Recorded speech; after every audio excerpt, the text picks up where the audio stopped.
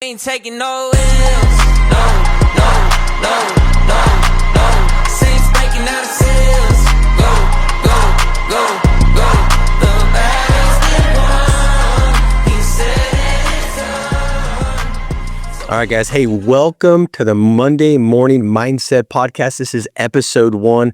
What a privilege and an honor it is to have you guys join. I know that you've got a crazy schedule. You've got things going on. You got a call here, Zoom here, podcast here, and you want to go out there, serve families, and build your business. So this is not going to be just another call. My heart is to serve you and serve you well, where you get off this and you've got tangible value where you could put it into your business today and see some fruits from that. And so as we kick this off, I thought of no better person to hop on with me and to interview and go through some great things that I think will really serve you and serve you well than the president of Pinnacle, Gabe. Gabe, good to have you on, brother.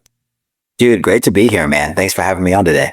Man, it's a privilege to be on. We've done a podcast, what we did a couple weeks back, and it was so powerful, and there was so much value in that. And I really started to think about, every agent within the organization, they're in a different stage of their business, right? There's somebody watching this right now, and maybe they're just getting started. They're really kind of like, man, I hope that this works for me. I hope that this is going to be the answer. I hope this is the shot that I've been praying for to go out there and take care of my family financially, to develop myself into the best version of myself. Like, I hope this is a place where I can enjoy and I can find fulfillment. And then you got somebody on here that, they've started to see that, right? They're starting to see some great growth. And the reality is, there's plateaus. There's things that kind of will pull you away and cause you to drift and compromise your disciplines and habits that got you there.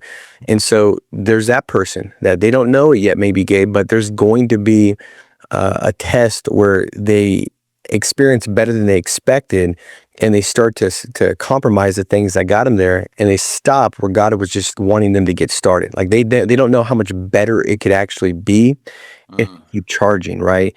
And there's some on here that are looking to build a bit, say, I want to build a business, but they haven't taken steps in building the business. And so every agent on here, they're in a different season, but I do believe that the most important thing that all of them need to have that's going to help them continue to push forward, regardless of where they find themselves, is having a really big bag of reasons. Like, why do they do this thing?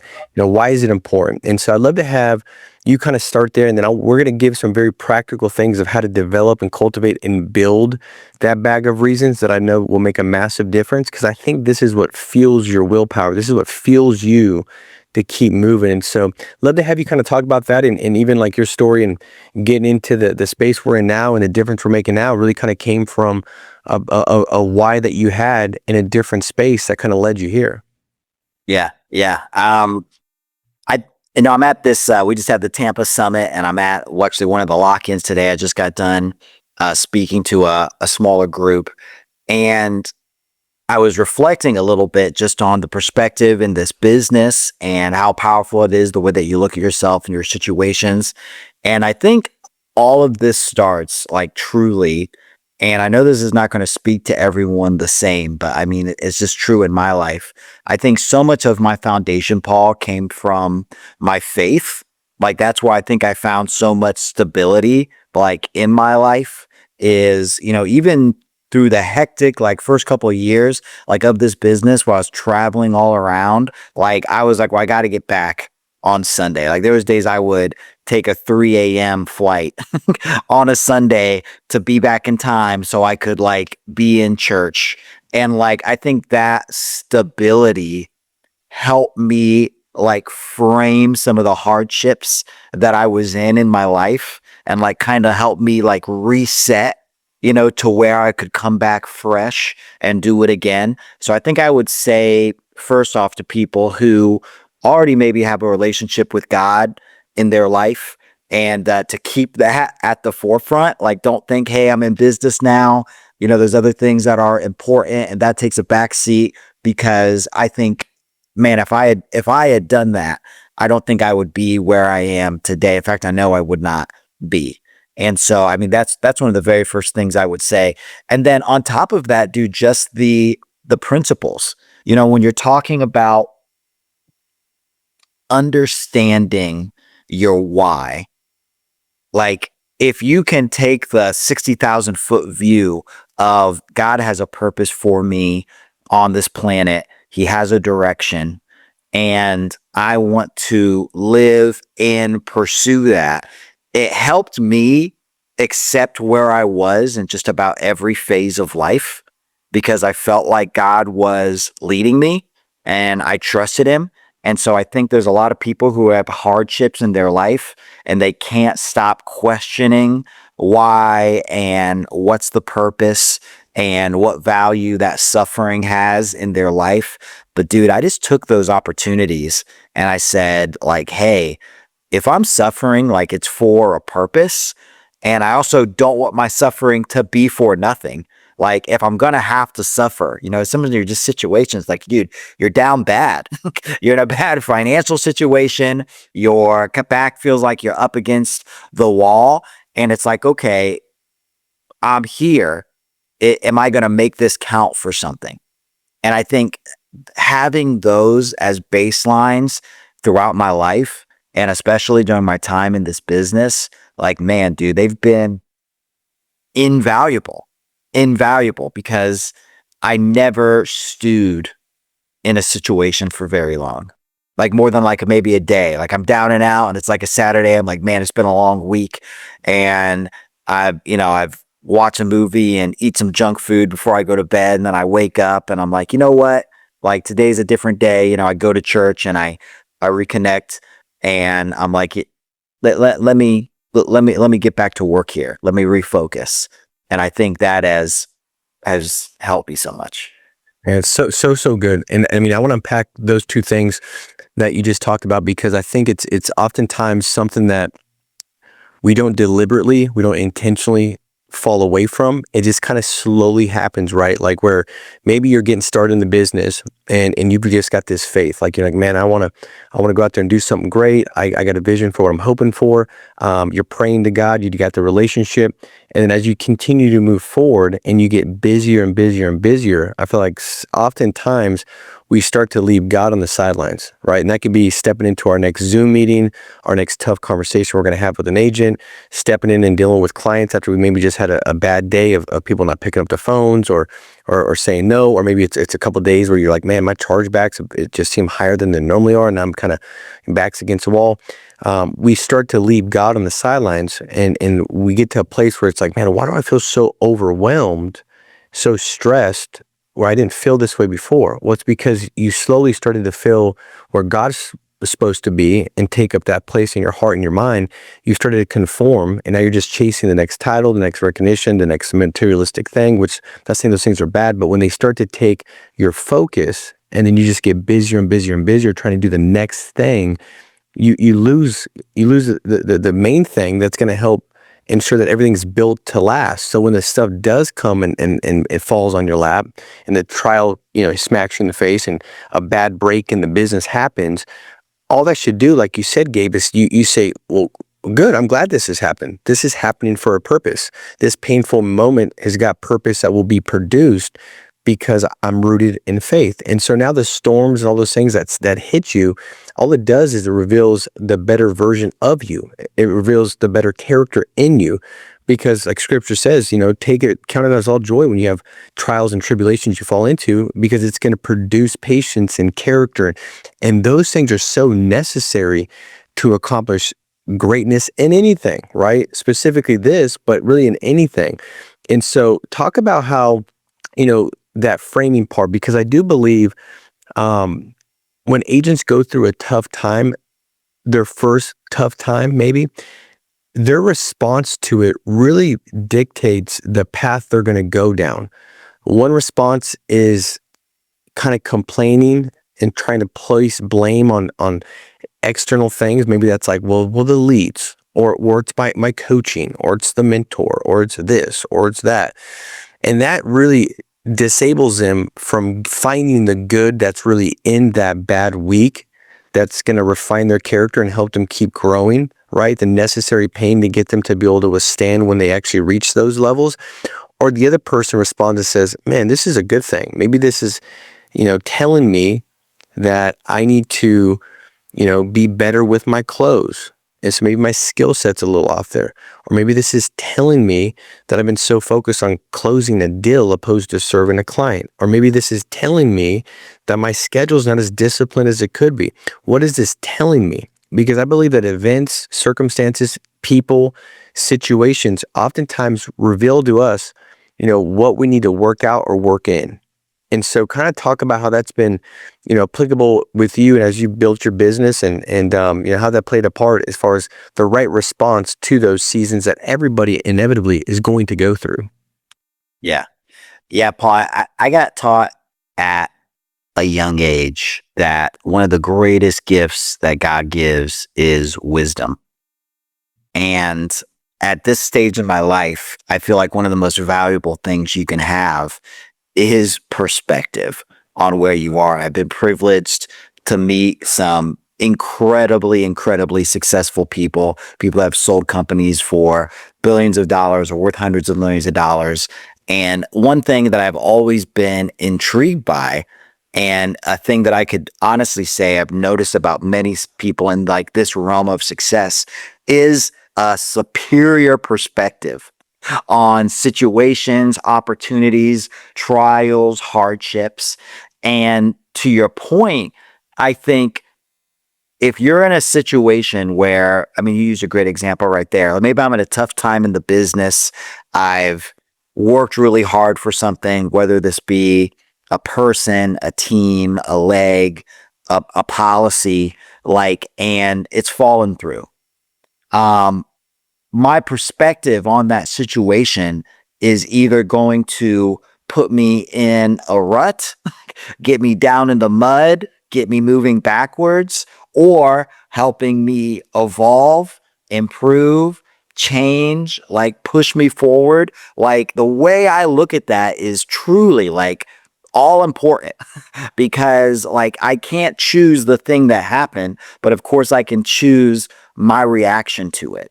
And so having that perspective that, man, I am in just the best vehicle I've ever known. I bet it was in direct sales for a decade and always trying to find the best thing. When I got into insurance and I saw what I was able to do as an individual, I saw what I was able to, that effect I was able to have on people, and the changes industry brought to my close friends' life, complete strangers that became close friends, in my business. I'm just like, man, this is just incredible. So if I'm respecting the opportunity for what it is, I'd have that ideal that man, I need to change and grow and evolve and do whatever I need to be worthy of it, to succeed here.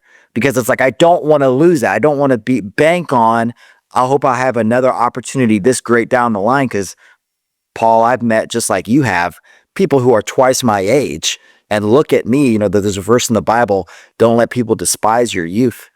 And that's someone who's advanced in their years, and they're looking at the opportunity you have, your age and vitality, and they're like, man, if I was in Gabe's situation with that kind of opportunity, I wouldn't let it be slipping through my fingers like he is.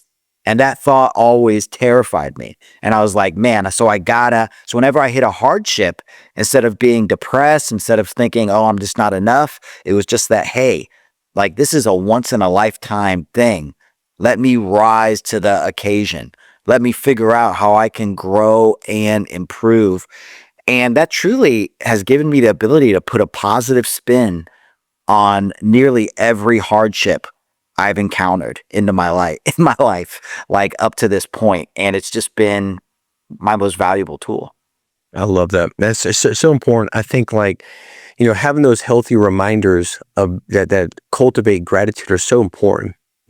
Just reminding yourself of how blessed you are in this position, because you can fall into, entitlement or thinking, this needs to change or that needs to change so that way I can be excited, and you're in the most blessed position, yet you're complaining. I think about you look at scripture and how often, God reminded the Israelites that he delivered them from Egypt. I mean, it's so many, I think it's like 300 times. I mean, it's an inordinate amount of times where he reminds them, because why is he reminding them of something that they should know? Well, it's because even though they know it, it's not in their heart. It's not in their head, right? They've kind of forgotten it. And well, how do they forget it? Their vocabulary and language really indicate and show that they're not reminding themselves of the fact that, look what God has already done before. And you're in such a blessed position. There's people in slavery, yet you're walking towards a promised land. And the very thing that kept them from the promised land was their lack of response to the blessing that they were in.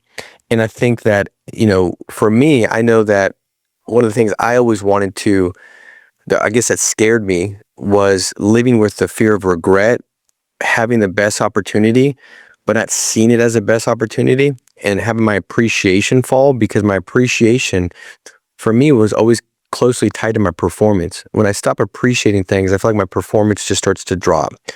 And so I always wanted to remind myself that, like, man, this is, regardless of what I'm going through, like, people they would be so grateful to be in this position, to have this autonomy of schedule, to be serving clients in a sales industry, but with the best product you can serve them with. Like, I was talking to a group, Gabe, earlier this morning. I said, the hardest thing somebody goes through in their life is when they lose a loved one. Like, somebody thinks they've got issues. They think they got financial, whatever problems that they think they've got. But if all of a sudden they lose a spouse, they lose a mom, they lose a dad, they lose a son, a daughter, like, that's the hardest thing for somebody to go through. Well, what's the second hardest thing for somebody to navigate? Usually it's a financial disarray, right? Where they don't have enough money to legitimately provide for their dependents, their kids, their family. That's a very difficult spot for a human being to find themselves in.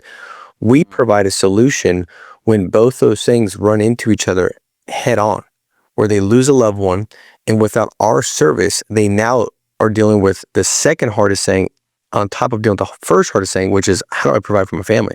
How do I cover these expenses? How do I make the mortgage payment? How do I put food on the table? And so, I would always remind myself, like, for one, sales, I'm grateful because the industry is so great. It's the highest paying, thing that you could have. The life insurance industry, there's no better place to be able to service a client with the most important product they can get. And so I would a lot of times have to, so just to make it practical, I've got a sheet that I look at every day. And one of those sheets is things that I read out loud that remind me of how blessed my situation is. So I don't buy this lie of, like, oh, I wish it was this, or I wish it was that. Because you could start, complaining about things you prayed about, because your mind gets shifted in the wrong direction. And so I remind myself every morning about how great it is to be able to give people an opportunity to change their lives financially. But even more so lately, Gabe, I've been so appreciative for the fact that I get to work with such an unbelievable leadership team, and people that are cut from the same cloth, that are going after the right things for the right reasons, and they're actually developing people. Like, yes, it gives people the best platform to make money and get financially free, and nobody could argue me with that. I promise you, I would win in that debate. Like, there's nothing like this industry, and there's nothing like the IMO pinnacle out there. But also, in addition to that, the development of the person, where they get to actually know how to steward well, how to have the right care, all those things that are just permeated through the example of leadership and the team. Like, I'm grateful for that. Now, why am I grateful for that every day? Because if I don't think about it, there's going to be some situation in the next couple weeks that would make me feel other than appreciative for that, and I'll lose context to it. I'll be focused on an issue or a problem or something that's going on. And so healthy reminders, I believe, are so essential for that. What I want to do is give some practical steps of building the why. So for somebody on here that's like, I think I was the person that thought they knew their why, but it wasn't really in me. Like, if you ask me, like, why are you doing this? Well, in the beginning, my why was different. It was survival.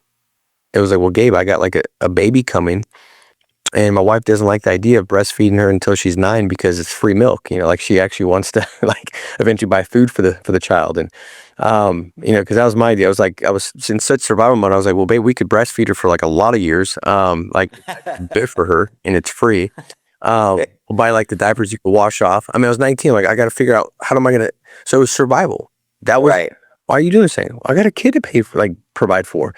And then it evolves. So, but I've always, and I guess it's because I've been exposed to how important it is to have a why, but really been intentional with every year making sure if I've checked boxes off and I've accomplished some of my why, to put more things back in it, because the weight of my bag of reasons is going to dictate my commitment oftentimes to what I need to do. Kind of talk to somebody that maybe thinks they've got a why, or maybe that they don't have a why, but like how do they build it? How does somebody build their why that it actually will fuel them at a whole nother level? Because this is so important. It could change everything for somebody that's watching this.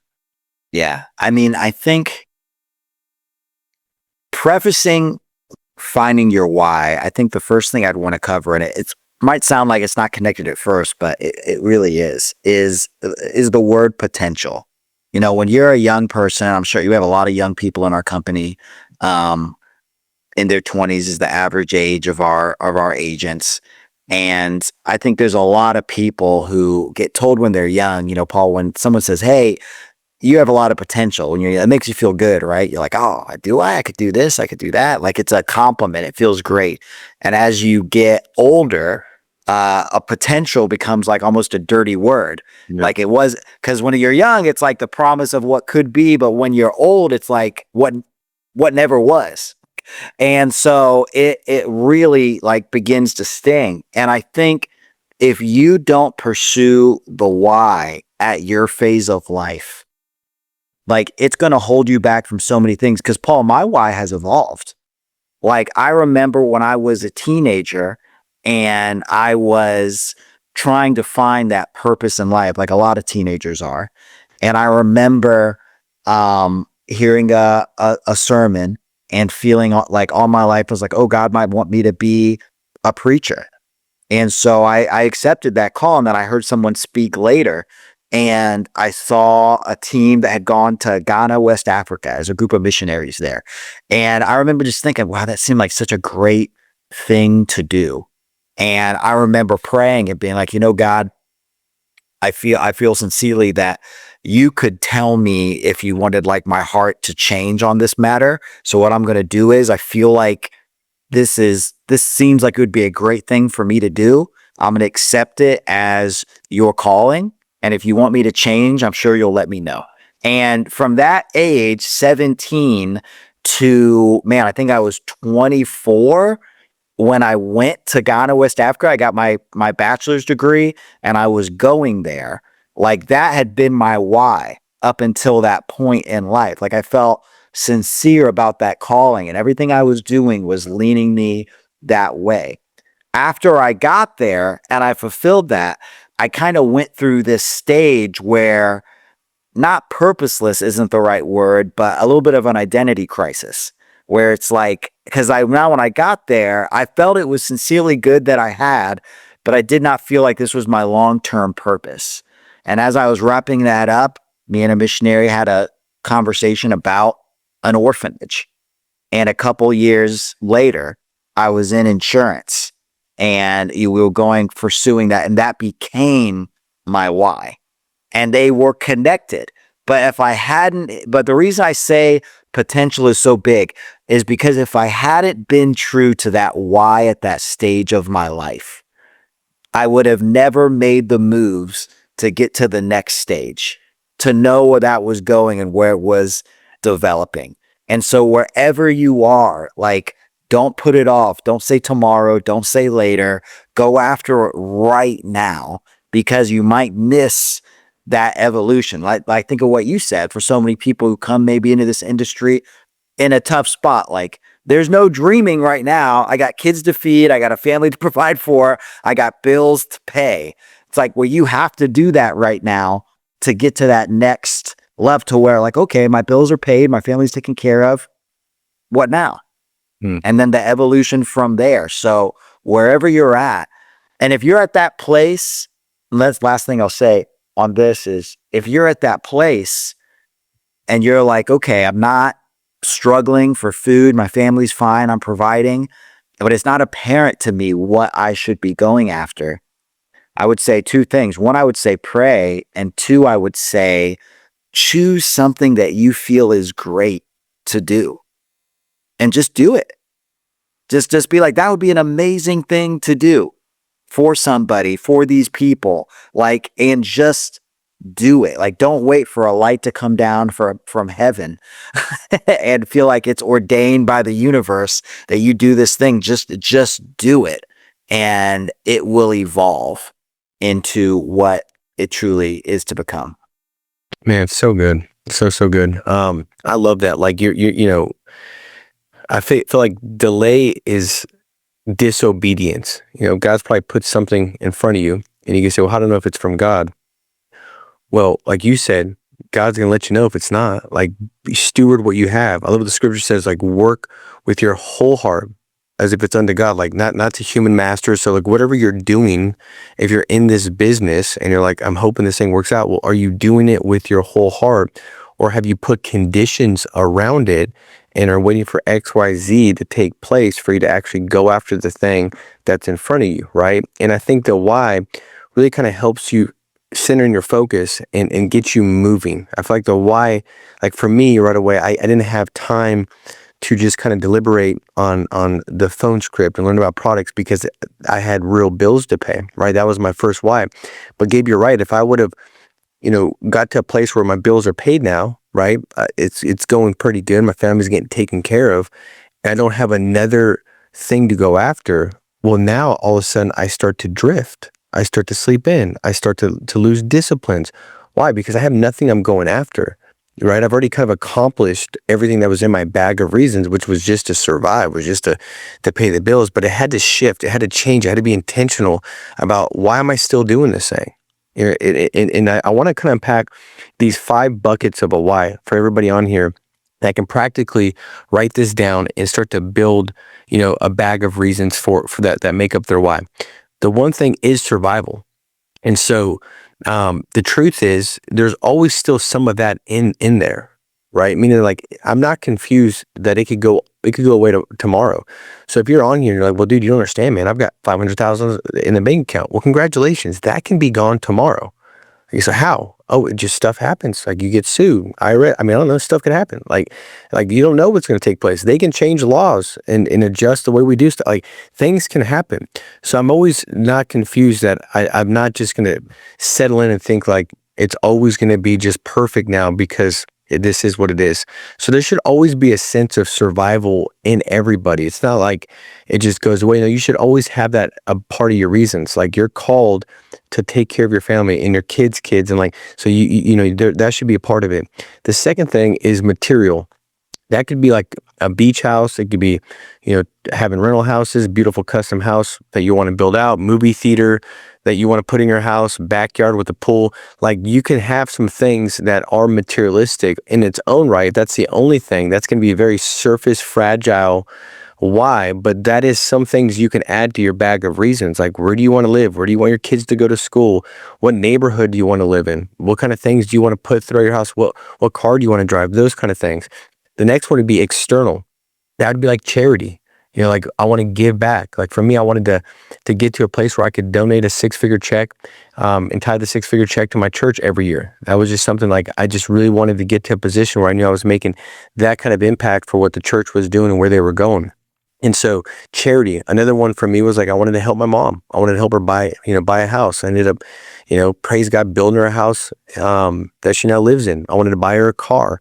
The funny thing, Gabe, is my mom was listening to an advanced market training call and they were talking about annuities. And she looked at me, she's like, I know what you are. And I was like, a man, a father, like your son. I don't know, what does that mean? Like, she's like, you're my annuity. And I was like, oh, okay, got it. Which I'm glad.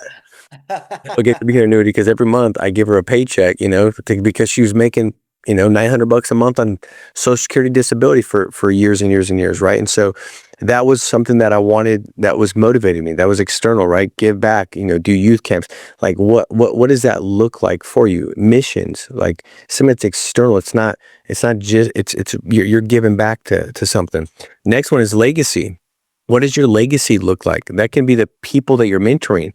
Like when you're gone, or when you get to heaven, how many people are going to come up and thank you for the person that they became? How many people are going to say thank you that you reflected Christ-like behaviors, like you treated me, you spoke life into me, you made a difference in my life, you impacted me.